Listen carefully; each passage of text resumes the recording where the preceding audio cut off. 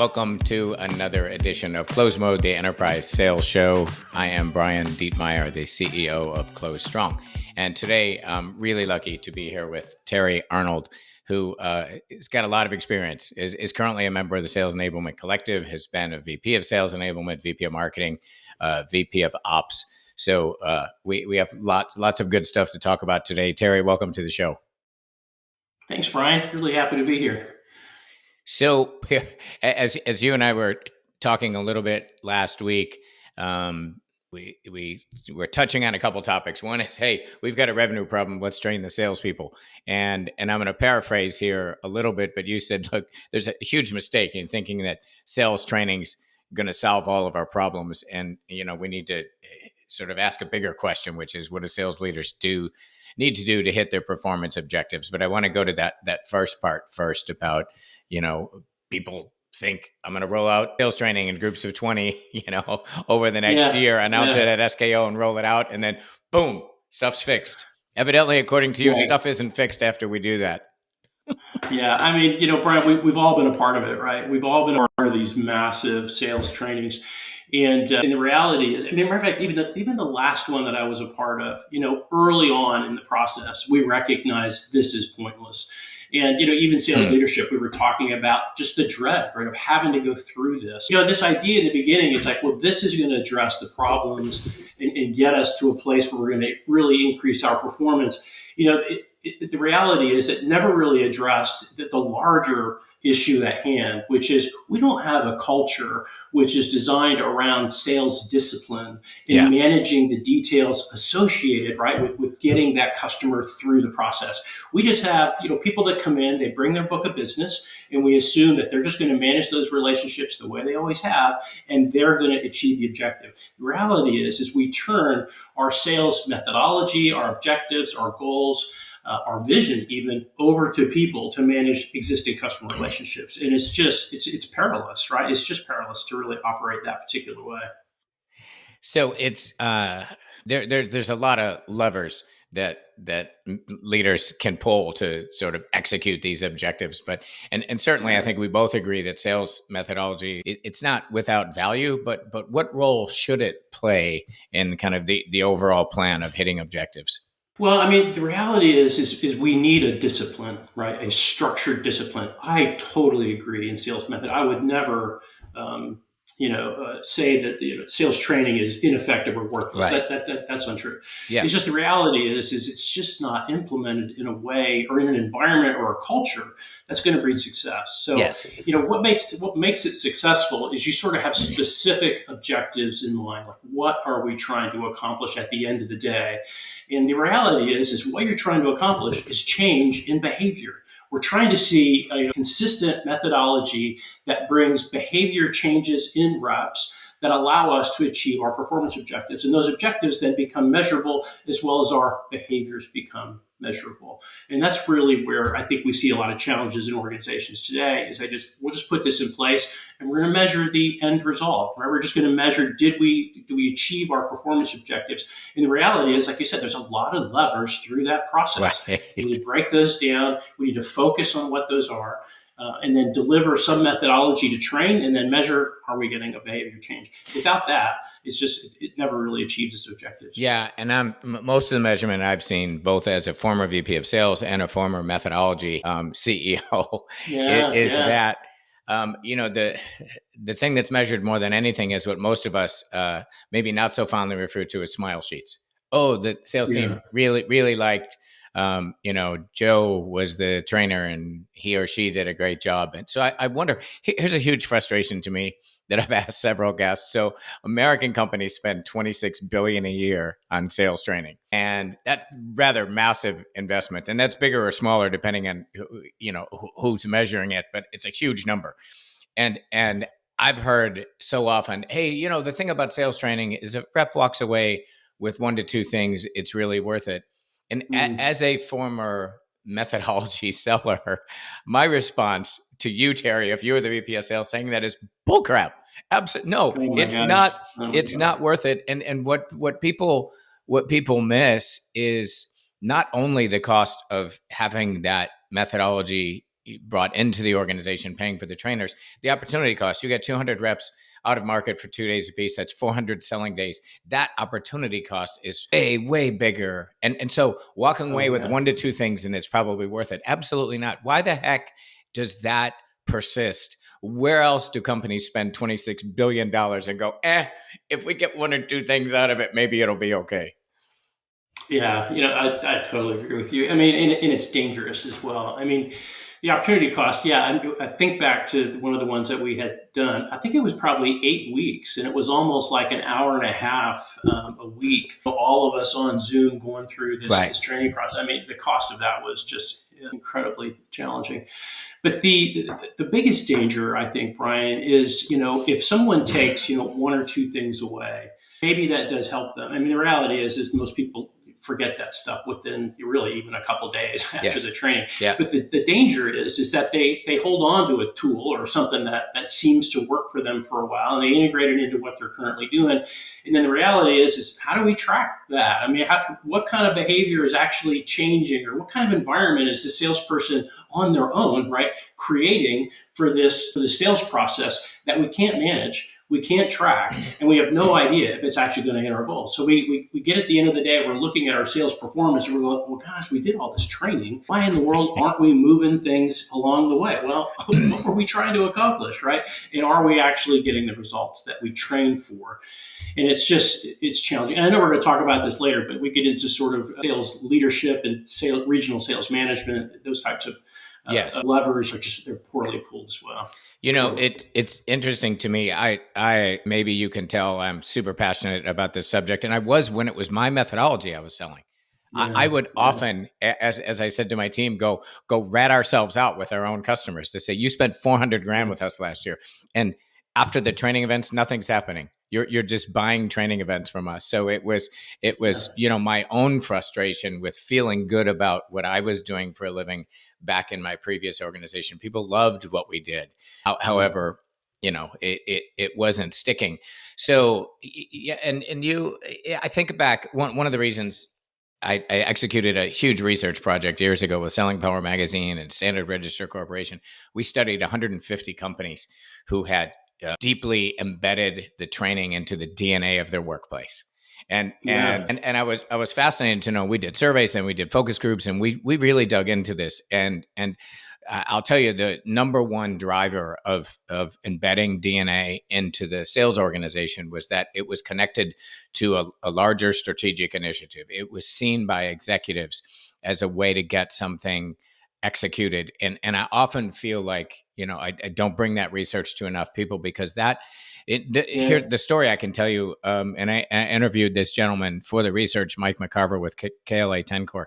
I traveled all over the world with this guy. He was an SVP of sales, and there were the same methodology sheets on desks all over the world. And I asked him, I said, Mike, how the hell did you pull that off? Like, this is literally, we've been in every region of the world together, and I see these. And he was the one that backed up the research. He said, look, we were a company that was selling nationally. We were growing and selling nationally in the semiconductor space. And then we started growing globally, but we were still selling nationally. And our customers started buying globally from us, and we are getting our butts kicked because customers had global buying strategy and we had local selling strategy. And so they went out and bought a methodology to install a global selling strategy. And from the CEO on down, and I'm just wondering how you react to that's using it strategically. And it kind of goes back to that question earlier about what role does it play? I feel like, man, if you're buying the thing that executes strategy, then it'll get implemented. Yeah, I had a really positive experience with a training process years ago back in my career at Hart Hanks. And they put in place a Miller-Hyman methodology. They were very consistent about ongoing training, and our business changed. I mean, the nomenclature changed, the language that we used to describe our customer relationships and the challenges we were experiencing and the obstacles we needed to overcome. There was just this common language. We all had a framework. We could really communicate, where deals were and what were the obstacles and what were the next steps. And like you said, all of the reporting that was moving up into senior leadership was consistent. It wasn't some Excel spreadsheet that they just jammed together from a conference call about what's going on with our deals. It really was able to track, where are these deals in the process, and do we have the things that are necessary to see it close, and are we seeing these things close as a result of the efforts that we're putting in place. You're absolutely right. I mean, there just has to be a fundamental discipline within the business that says this is the way that we're going to do it, and they got to be beholden to it, because as soon as the wheels fall off, then we flip to another methodology, or we flip to another process, and again, then we have no consistency and no deliberate execution going on at all. So I had the same experience, and I think you're absolutely right. I mean, you need to talk about that research and demonstrate that companies who do this succeed, and it's logical, right? It's so logical. And I also wonder how much of this is simply legacy practice. I did this in my last company, and so I'm gonna bring it in here. And I had the same expectations of results. And how much is legacy practice, and how much is the model? Again, as you and I both say, methodology has a place, but is the model of how we're doing it broken? And maybe I often wonder, and I'm asking this question to you legit, like, so is the core problem legacy practice, and is the solution that we need to, in today's market, we need to think about a new model for getting this out and getting it instituted? Yeah, I think what's broken is the culture in which these exist, right? I mean, I think there's a lot of great training that's out there, but if it's not implemented effectively, measured, and held accountable for what it's trying to do, then the point of our entire conversation, right, is just pointless, and that's where it's broken. I mean, it's the companies that I've been with that have struggled. They didn't have a discipline. They tried to put some in place. It didn't get any adoption. A lot of people never thought it was worth it in the beginning. And, that's an environment which is that's a difficult, sometimes toxic culture to be in, and you can't get a lot of things done in that kind of an environment. So it really starts top down in terms of, we've got to put together. I mean, if you're beholden to a process, and some companies are not, and I get it because they recognize their culture will never support it, and that's fine. But if you're going to invest in the process, the time, like you had said, and what that's going to cost in terms of opportunity and usage of that time, you really have to go at it wholeheartedly. And that's where it's fundamentally challenged, I think, today. It is culturally. You just got to be in a place where it works. And that goes top. I mean, we talk about top culture, right, and how senior leadership works, but really moves even further down into mid-level managers. One of the training programs we had recently gone through, what we didn't do was is go to our regional sales leaders and say, here's what you do now, right? So this is what your world looks like. So these are the things that you got to look for, and these are the things you got to reinforce and coach. And, I have a blog on my website about this where, we oftentimes take good salespeople, I mean, people who are really good and they're crushing it, and we turn them into a sales leader. And the reality is they're good at selling, right? So, and they're not necessarily really good at training and about holding people accountable. They're used to making their deals. So what happens to that kind of person? What happens is their salespeople tee up opportunities for them that they rush in and go manage on their behalf and close them. It's just like, what are we doing here? And then the reality is your regional sales leaders are so stressed because their calendar is so full of meetings each day where they're responsible for closing the deal. And the reality is it's just not working. Well, yeah, and you're morphing into something I wanted to talk to you about, and there's a couple issues here. One is I remember when I was a national account guy, I got National Account Guy of the Year for the company I was with, and then I got promoted to VP of National, Regional Director, and then VP. And I remember my mentor said to me, "You've been a rock star for the last 7 or 8 years in your career. Your job now is to develop other rock stars." And that's an entirely different mind shift. But the point you make about coming in and closing the deal for you, I had in my past company a head of sales that my sales team worship. They loved this guy. But I also realized the thing that you just said. They were scared to death to sell without him because it was his Yeah. magic. Yeah. He used to say to me, "Just put me in a room with the customer and a whiteboard, and I will get something done." And he did have the ability to conjure magic in a room, but Yeah. we couldn't scale that, right? So what is the role of frontline leadership? Where have you seen success with methodology adoption and the role of a frontline leader? Yeah, I think it's recognizing where you've got gaps, right? It's like being observant of this sales process and this salesperson, and recognizing, are they actually exhibiting the behaviors that we've trained for to achieve the objectives that we Right. want? And rather than just jumping in and fixing it, let's jump in and talk to this individual seller about, here are the things that I think could help you Mm-hmm. achieve, better performance if you focused on these specific issues. I mean, everybody's so anxious. I mean, and rightfully so. I mean, these first couple quarters, of 24 are a little challenging, especially in the tech space. And everybody, every deal is precious. I mean, and you don't want to lose anything, right? So the natural reaction, right, is to run in and let's not lose it, right? But at the end of the day, like you said, it's not scalable. We need to teach these people to recognize, where we're experiencing challenges. How do we actually observe what these behaviors are, and then coach them back to where they need to be, and do it within the construct, right? So if we built a process for doing this, let's do that within that construct, and then that way we can, like you said, scale it to get where we need to be. Yeah, I I wonder. I'm going to go back to this. Is the mode of delivery just fundamentally broken? And it's. I was speaking with a global sales enablement lead, and she said, "Well, yeah, methodology training company rolls it out, and it's our job in sales enablement to put it in context." Mm-hmm. and that is an accepted practice that seems problematic to me. And I've been sort of preaching this a little bit, that I feel like doing both of those simultaneously. Like, my previous company was a negotiation training and consulting firm.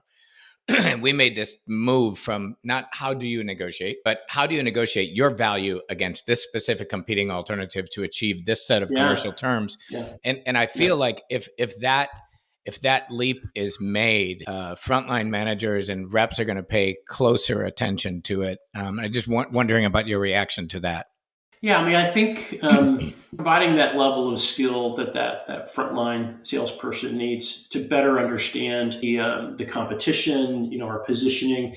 A lot of that can be the role of sales enablement, and I've spent a lot of time doing that, where I'm trying to really understand, what are our competitive differentiators? Yeah. How do I put those into a proper tool where someone can access it in the time of need and be able to share it in a way that moves this discussion down the line. So sales enablement, I think, really does have a fundamental role in taking what a training organization has provided, and then adapting it in a way that applies to what our messaging is, what our differentiation is, and how our products are better. Yeah. So I mean, I believe that. And but that's where I think it becomes a little problematic in some cases, because when you look at sales results, right, you look at the output of sales, and then you look at the inputs which are coming from organizations like your training organization or your sales enablement team,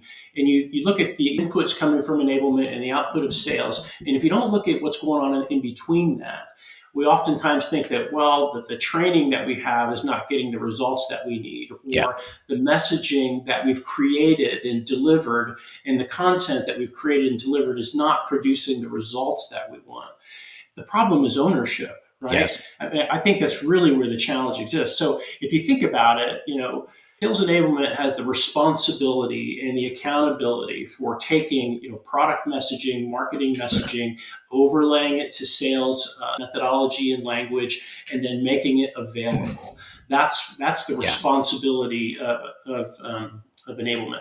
And then the reality is that needs to be linked to a very specific end result for sales. Like, take, for example, it sort of begin with the end in mind, right? If you think about quota attainment, right? Let's start with, we really want to see a larger percentage of our reps achieving more quota.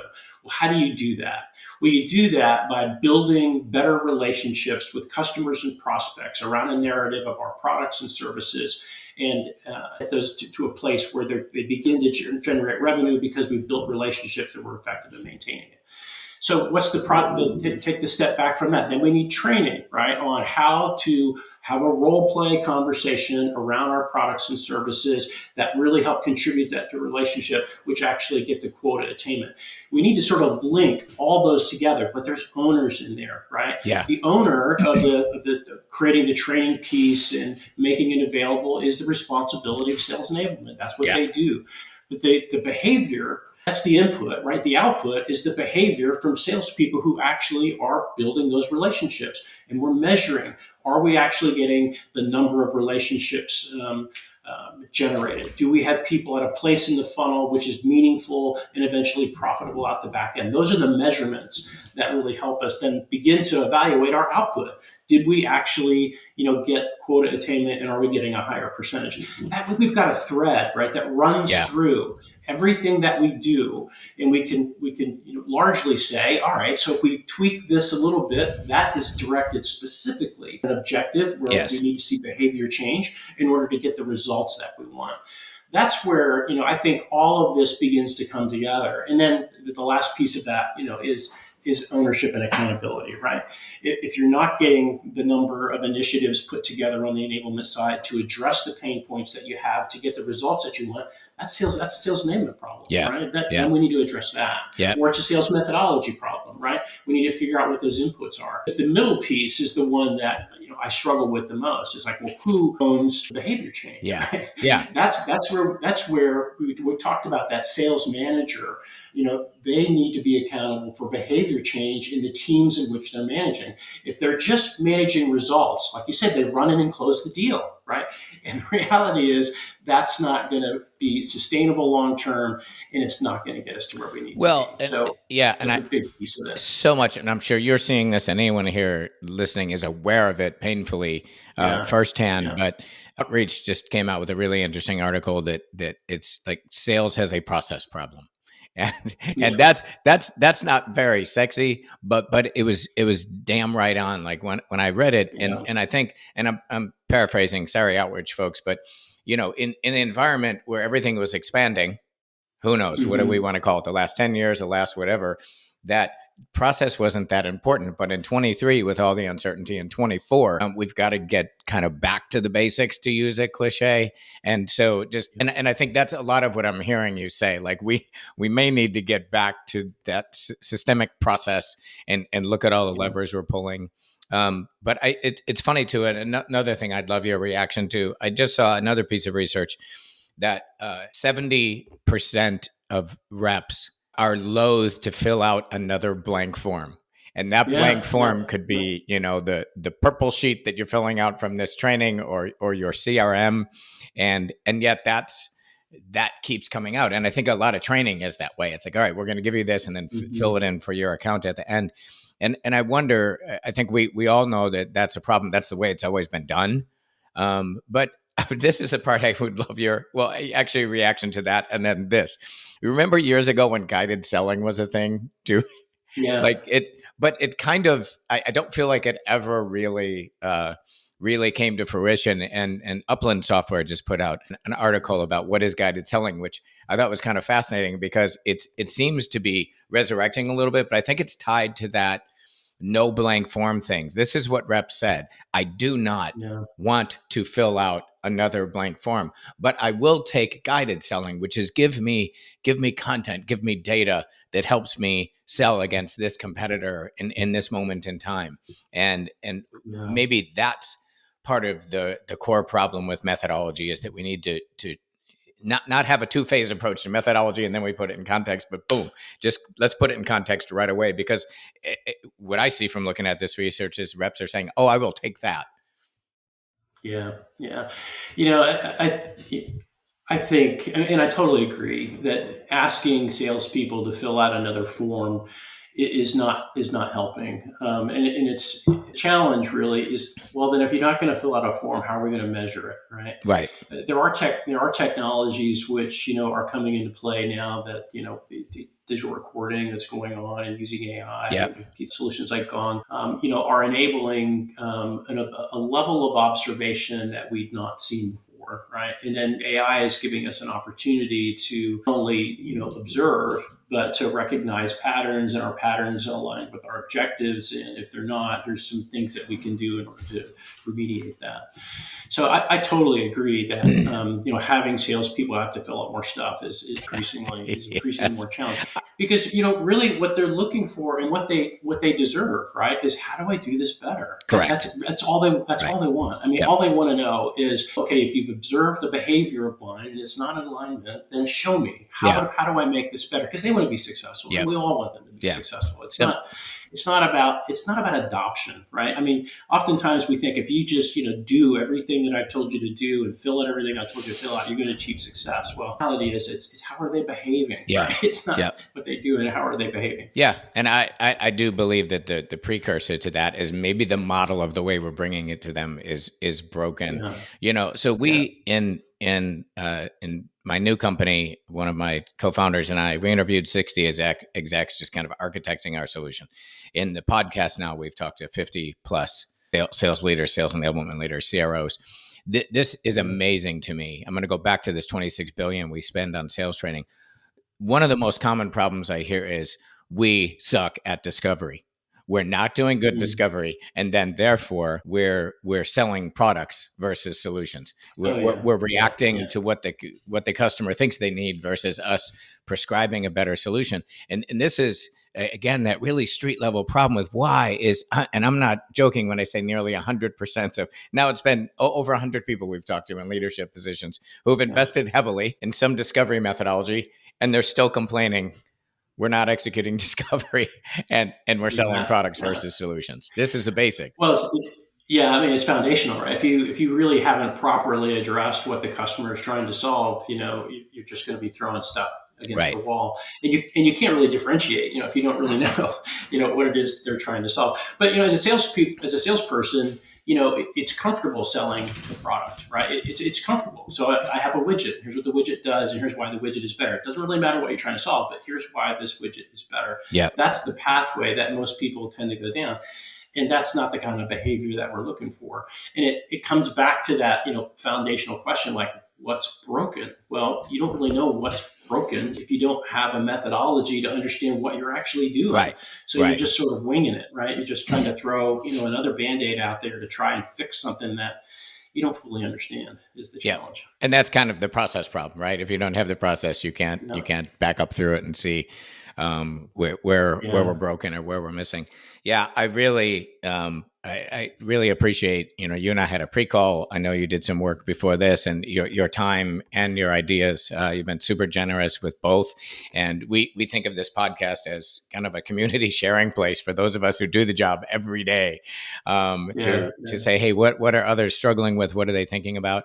And so I will encourage those of you who listen to Terry and I chatting through this, and if it's posted in a place like LinkedIn, we want to keep the conversation going. Give Terry and I feedback about, hey, you guys are crazy, or this is right on, and this is what we've done to make it better, to keep that notion of community going. Yeah, definitely. Because it's not like we've got all the answers, right? I think we're all just rustling around in this trench trying to figure out, like, how do we actually take what we know and understand to achieve the objectives out the back end, and make mistakes. I made a lot of mistakes along the way, but the reality is feedback is so important for all of us to understand, is this making sense? Yep, and I've been hearing from more leaders lately, which is really cool to me, leaning into the human side of what we all do. That this is, it's really, really stressful. We all get a lot of no's, that kind of thing, and sharing in this community really helps. And again, thank you so much for your part in that. It's really appreciated. Oh, you bet. I appreciate it. Really do. Love the conversation. Love chatting with you anytime, around this topic. So thanks.